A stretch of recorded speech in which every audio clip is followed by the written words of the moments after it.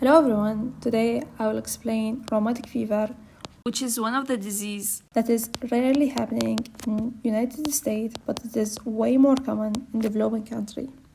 And it's actually a preventable cause of cardiac disease. So rheumatic fever is a complex interaction that happening between a susceptible host, an environment, and group A streptococci.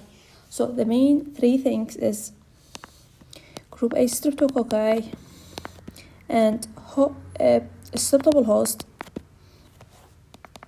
let's write in host, and also environment.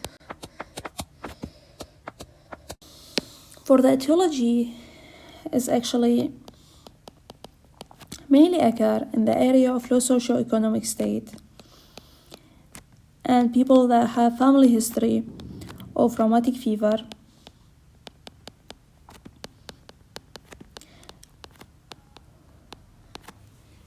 and there is a specific age for rheumatic fever, which is basically between 6 and 15 years, the main age. So, low socioeconomic state and family history of rheumatic fever is basically what mean a susceptible host and the environment.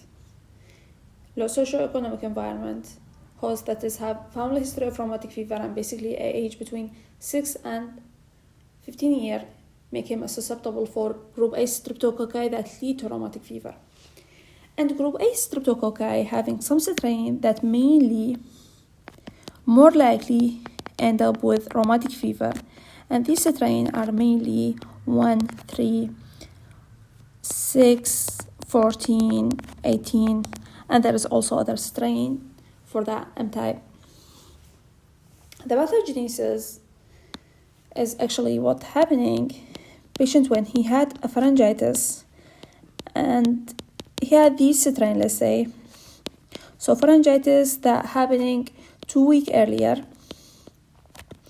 end up with a rheumatic fever. Some people would say why.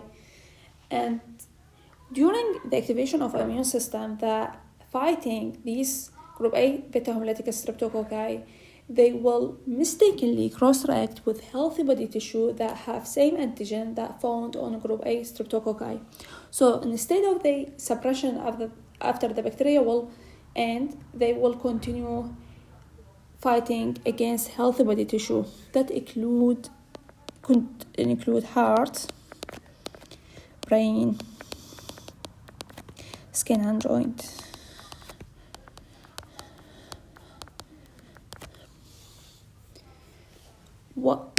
How we diagnose that patient and say he has or she has a rheumatic fever? We have what's called Jones criteria.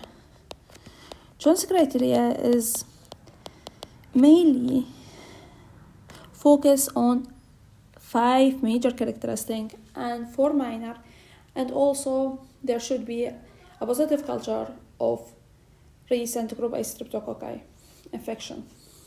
So the 4 major mainly are carditis. Up to 60% of patients having rheumatic fever will have carditis and consider as a serious manifestation that lead to morbidity and mortality. Carditis here is not just a mild carditis, but it's also involved all the layers. So it is actually a band carditis that include endocardium, pericardium, and myocardium. The other one is polyarthritis. Polyarthritis here is actually a migratory type. So, and not just migratory type, it also involves the large joint that mainly knees, elbow, and ankle.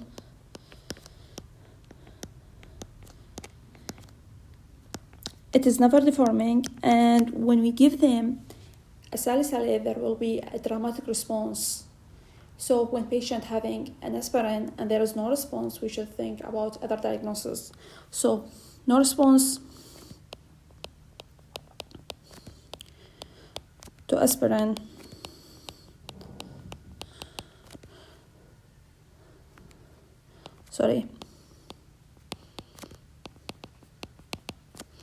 should exclude rheumatic fever,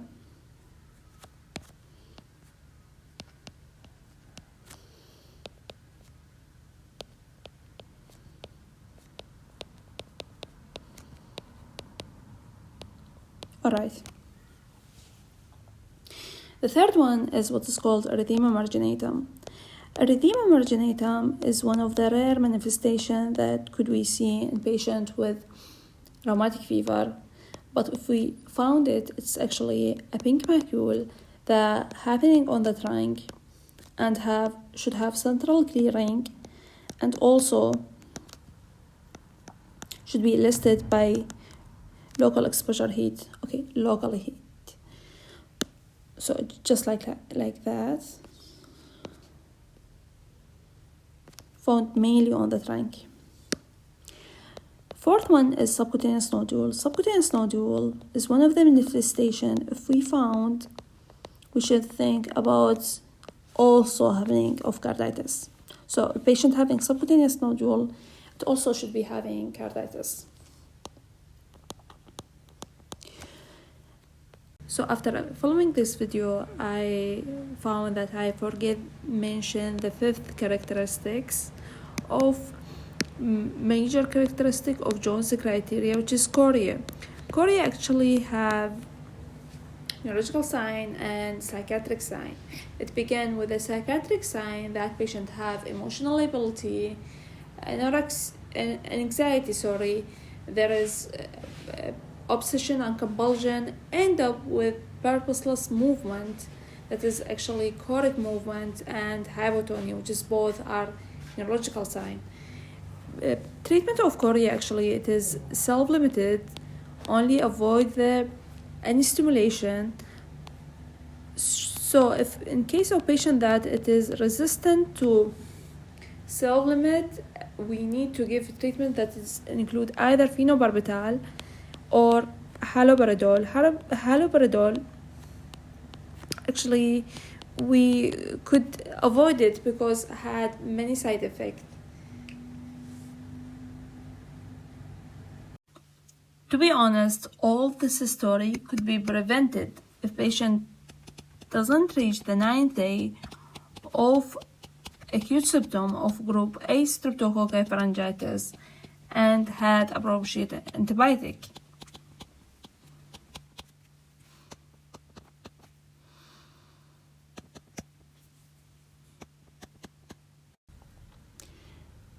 And we say that we have a 4 minor, that is include fever, arthralgia, prolonged in BR interval, and also there is a laboratory finding that include elevation ESR finding and or C-reactive protein elevation.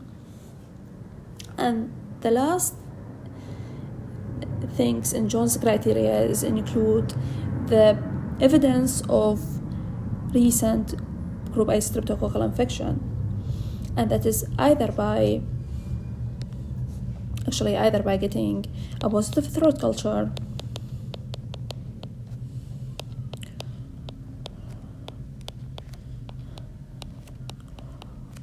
or by having streptococcal antibody test, which is the most reliable one, such as anti-streptolysin O.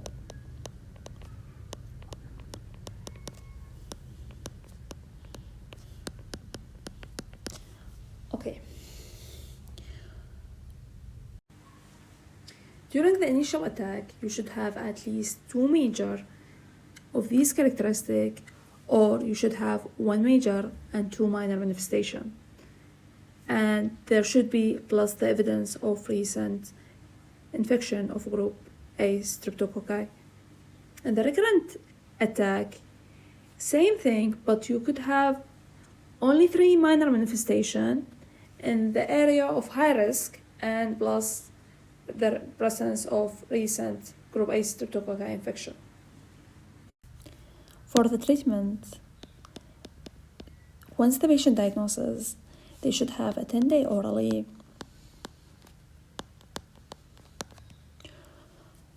of either penicillin or amoxicillin, or also could have an eye injection of benzathine penicillin.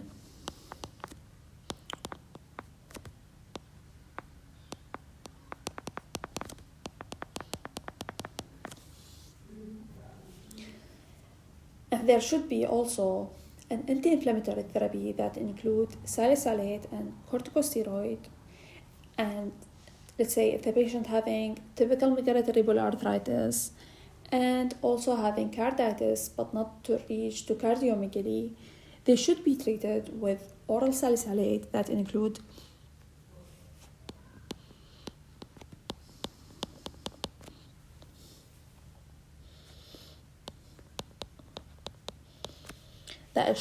aspirin of 50 to up to 70 milligram per kg in a day in 4 divided doses orally for 3 to 5 days. So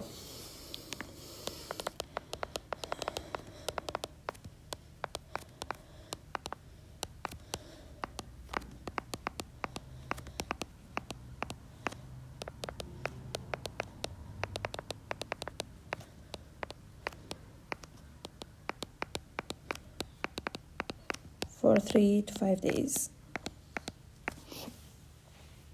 And then followed by 50 milligram per kg per day in 4 divided doses for 3 weeks. Okay, so that doses would be for 5 days, up to 3 to up to 5 days, and then followed by 50 milligram also per kg per day for 3 weeks, and half the dose for another 3 weeks.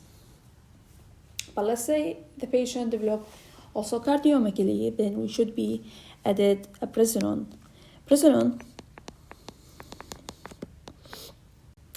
which is a 2 milligram per kg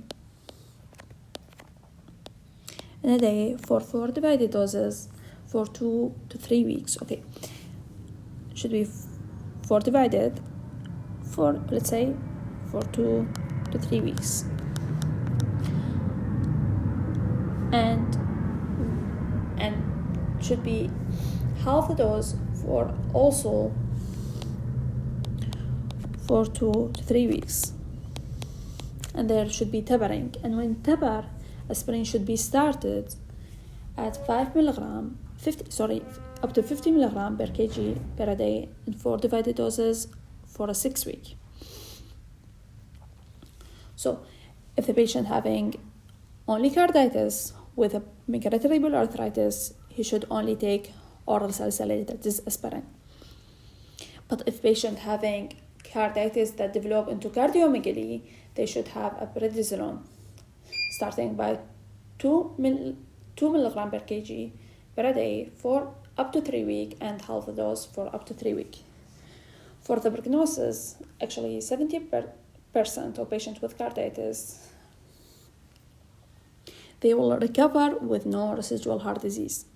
But the residual heart disease, it starts elevating once the patient having another attack.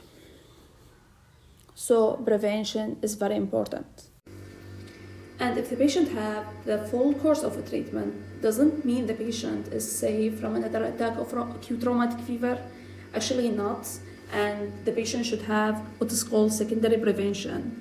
Primary prevention is present also, and we talked about earlier that a patient doesn't reach the 9th day of acute symptom of group A streptococci pharyngitis and had appropriate antibiotic, then the pharyngitis wouldn't end up with acute rheumatic fever. Secondary prevention actually divided according to the severity of the disease. And if patient had only acute rheumatic fever without pharyngitis, without carditis, it differ than patient had it with carditis, and it differ from patient have it with carditis and residual cardiac disease. Okay, and there is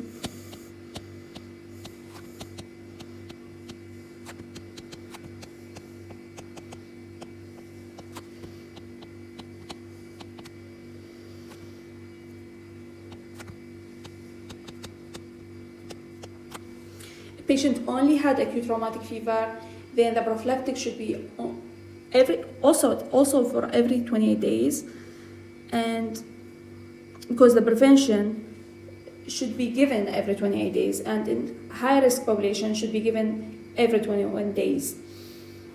But here should be given for only 5 years or until the patient reach 21 years, okay? And that should be either penicillin or amoxicillin, could be sulfadiazine. We will talk about it later. Patient had with carditis, then it should be given for 10 years, or also until 21 years if it is longer, okay, whichever longer time is better. And if had also residual heart disease, then it is either for 10 years or patients until reach 40, okay, and sometimes even lifelong. So what is the prophylaxis that we should give? Actually, we can give him an IM dose of penicillin,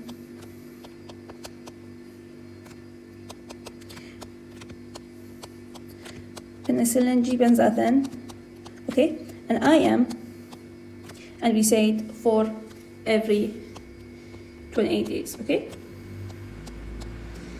But the dose of the treatment is actually differ according to the weight of the patient. If the patient weight less than 27 kg, is differ if more than 27 kg. Here we give him 600,000 international units, while here we give him 1.2 million international units. A 250 milligram of penicillin V could be given twice daily and an oral route, but the problem here is patient decrease adherence and increase recurrence, okay? So there will be an increase in recurrence. But when the patient had symptomatic valvular disease and have a severe heart failure, then the recommended treatment is actually penicillin V is preferred than benzathine penicillin, because penicillin V hadn't have what is called vasovagal episode that will happen in case of penicillin G-benzathine. So it prevents from sudden death.